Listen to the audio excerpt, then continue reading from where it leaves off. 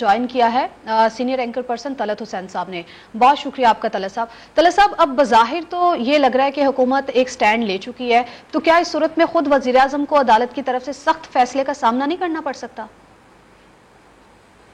देखें, जो कानूनी पहलू हैं वो तो यासीन आजाद साहब ने और मोहतरम जस्टिस शाइक उस्मानी साहब ने बड़े वाज़ेह अंदाज से आपको बता दिए।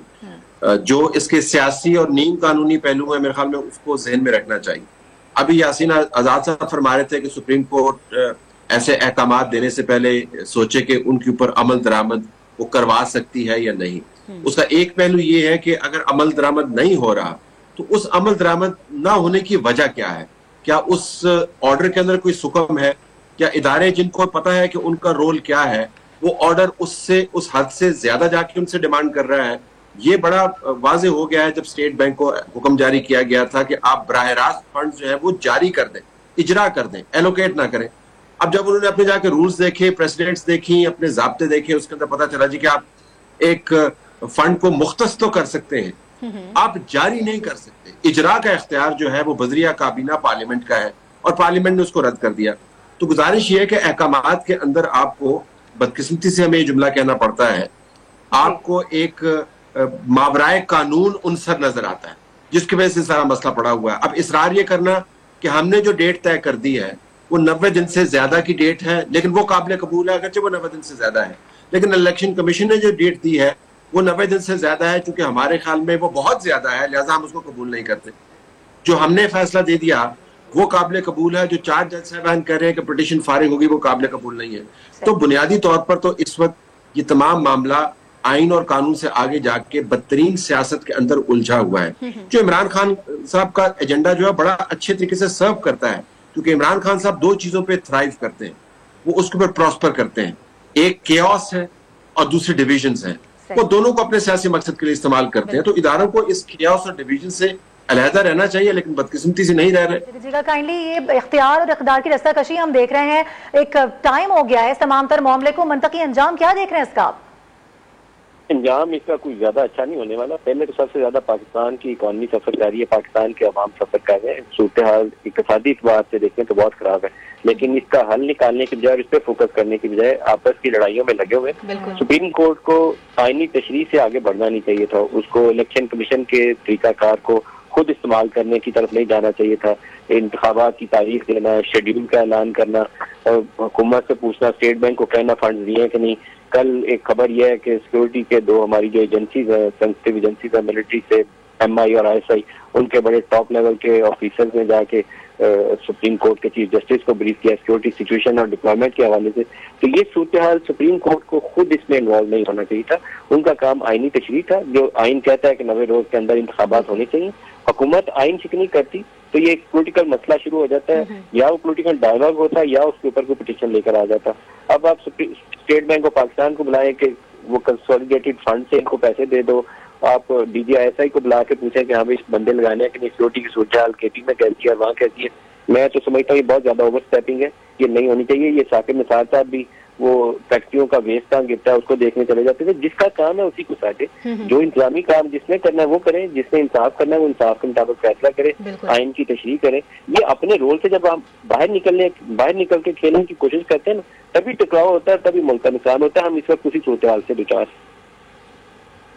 ठीक, आपने बड़ी अच्छी बात की है नदीम साहब के जस्टिस का जो रोल है उसको वही प्ले करना चाहिए और किसी दूसरे के रोल को प्ले करने की कोशिश नहीं करनी चाहिए। तलत साहब, ये मामला जितना हम देख रहे हैं संगीन होता हुआ दिखाई दे रहा है। अगर अदालती हुक्म की तामील ना होने पर वज़ीर आज़म के खिलाफ अगर कोई फैसला आ जाता है तो सर इसके बाद आप सूरत हाल क्या बनती हुई देख रहे हैं? क्या आपके ख्याल में बहरान मजीद संगीन नहीं हो जाएगा?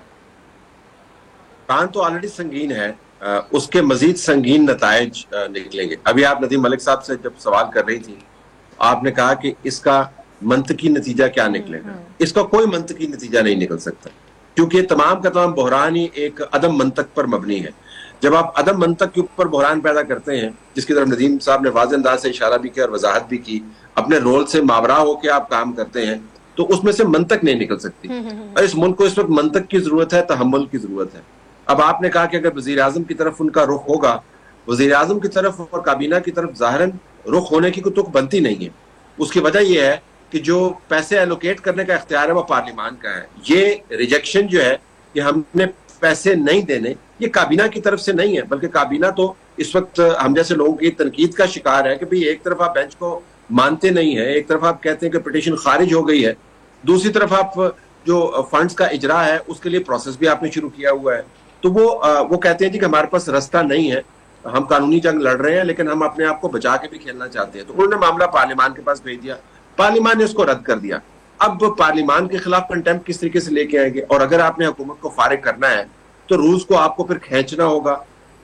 आप क्या फाइनेंस मिनिस्टर को फारिग करेंगे? किस बुनियाद पर फारिग करेंगे? रूल्स को मजीद खींचेंगे। फाइनेंस मिनिस्टर के साथ आपने क्या दिफाई मिनिस्टर को भी फारिग करना होगा, क्योंकि डिप्लॉयमेंट सिक्योरिटी की उन्होंने करनी है, पुलिस की डिप्लॉयमेंट जो है वो आपने इंटीरियर मिनिस्टर से करनी है। तो कितने मिनिस्टर्स फारिग करेंगे, किस बुनियाद पे फारिग करेंगे?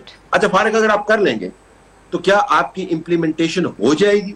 वो इम्प्लीमेंटेशन नहीं हो पाएगी क्योंकि आपके पास इंतजामी इख्तियारात नहीं है। नदीम मलिक साहब ने जिस मीटिंग का जिक्र किया वो बड़ा एक अहम मामला है। इस वजह से अहम मामला है कि पहला सवाल तो ये उठाना चाहिए कि मीटिंग तलब किसने की थी? क्या जज साहिबान ने मीटिंग तलब की थी? और अगर मीटिंग तलब की थी तो इसके अंदर सिर्फ ये 3 जज साहिबान ही क्यों मौजूद थे, बाकी जज साहिबान क्यों मौजूद नहीं थे? और अगर उन्होंने मीटिंग तलब नहीं की थी तो क्या इंटेलिजेंस एजेंसीज वालों ने ये मीटिंग फिक्स की? और अगर उन्होंने मीटिंग फिक्स की है तो जज साहिबान को क्या ये मीटिंग लेनी चाहिए थी? और वो क्यों ये मीटिंग ले रहे हैं? किस कानूनी पैराए में ये मीटिंग ले रहे हैं? और जो पैगाम उनकी तरफ से गया है, एस्टैब्लिशमेंट की तरफ से, वो यही गया है कि आप केओस को नहीं फैला सकते।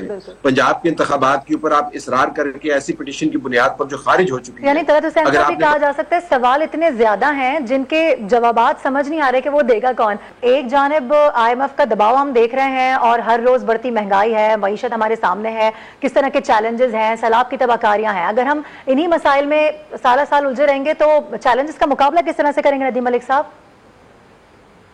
तलत साहब उस मीटिंग का कुछ बैकग्राउंड शायद बता रहे थे, अगर वो बता पाए तो that would be very helpful, क्योंकि एक बड़ी अनयूजुअल मीटिंग थी जो कल जजेस के साथ सिक्योरिटी एजेंसी। तलत साहब से अगर पूछ रहे हैं कि उसका बैकग्राउंड दे रहे हैं, ज्यादा बहुत हेल्पफुल होगा। तलत साहब पहले बिल्कुल आप अपनी बात कंटिन्यू कर लीजिएगा और कतई कलामी की माजरत आप बिल्कुल वहां से कंटिन्यू कर सकते हैं, उसके बाद फिर हम नदीम मलिक का पॉइंट ऑफ व्यू भी ले लेंगे।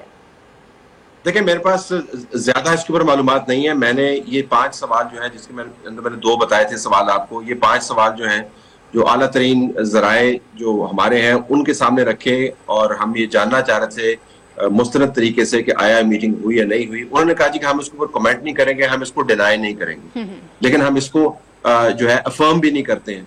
तो जाहिर है नदीम मलिक साहब आप साथ भी जानते हैं कि जब हम किसी को सवाल भेजते हैं कि जी आपकी मीटिंग हुई या नहीं हुई, तो उसको अगर वो डिनाई नहीं करे तो वो अफर्मेशन ही होती है। ये मीटिंग पंजाब के इंतखाबात से जो मुमकिन तौर पर जो खियास फैल सकता है पाकिस्तान के अंदर, वो पैगाम पहुंचाया गया जज साहिबान को। ये बताया गया इस मीटिंग के अंदर कि जो इम्प्रेशन है ये बहुत गहरा हो रहा है कि बाज़ जज साहिबान जो है वो PTI के एक्सटेंशन के तौर पे काम कर रहे हैं। ये भी बताया गया कि जो पार्लियामान के साथ टकराव है वो एक तंग गली में सारे निजाम को लेके आया है और उस तंग गली में से फिर आप आसानी से निकल नहीं पाएंगे। ये भी बताया गया है कि जजेस की प्रेस्टीज जो है वो बहुत बुरे तरीके से मुतासर हुई है। और जो शाइख उस्मानी साहब ने जिक्र फरमाया, मुझे तो इल्म नहीं है मीटिंग के अंदर क्या रास्ता तजवीज किया गया, लेकिन लगता यह है कि रिव्यू की तरफ उनसे दरखास्त की गई है। अब जाहिर है जब एस्टेब्लिशमेंट के 2 या 3 अहम नुमाइंदगान आज खुद मीटिंग लेके जज साहिबान के पास अगर जाते हैं, अगर जज साहिबान ये मीटिंग तलब नहीं की, और वो क्यों तलब करेंगे, जाहिर है एस्टेब्लिशमेंट की तरफ से किया गया, तो फिर आपको अंदाजा हो जाएगा कि कितनी नाजुक सूरत हाल है। कहने को ये आईनी और कानूनी मामला है कि इंतखाबात करवाएं, लेकिन उसको जिस अंदाज से हैंडल किया गया है वो नेशनल सिक्योरिटी का मामला बन गया है। दोबारा मैं दोहराऊंगा कि इमरान खान साहब तो चाहेंगे कि केओस फैले, वो तो डिविजन्स के जरिए अपनी सियासत को आगे बढ़ाते हैं।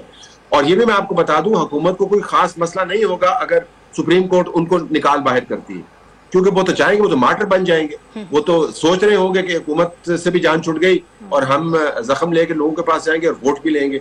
तो सियासतदानों को जब आप डिस्क्वालीफाई करते हैं, ताकत से निकालते हैं, तो आप उनको फेवर कर रहे होते हैं। असल नुकसान इस मुल्क का होगा, असल नुकसान मुल्क का होगा। तो मेरे ख्याल में ये पैगाम बड़े वाज़ेह अंदाज से बताया गया है कि ये पाकिस्तान इज एट स्टेक। तो आप ये खिलवाड़ जो है इसको मजीद किसी ना किसी तरीके से आपको वाइंड अप करना होगा।